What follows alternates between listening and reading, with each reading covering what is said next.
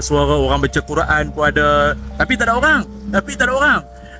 Alhamdulillah, walaupun sudah bertahun-tahun kahwin dengan orang Sabak Bernam, tapi baru hari ini saya berkesempatan ada rezeki dapat semayang dekat surau Masjid Lama Pancang Perdana Sabak Bernam, tepi jalan nak pergi ke sungai besar ni lah.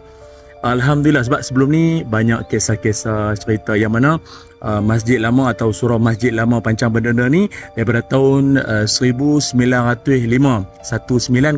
lagi dibina, dan banyak sejarahnya. Dan tapi paling banyak pengalaman orang lah, cerita bila dia berhenti, dia solat di sini, dengar suara orang baca Quran pun ada. Tapi tak ada orang. Lepas tu pula ada orang kadang dia dengar pagi-pagi dalam gelap-gelap subuh tu, dengar ada orang baca Quran, zikir dekat Masjid Lama ni, tapi gelap. Mai tengok tak ada siapa pun dalam.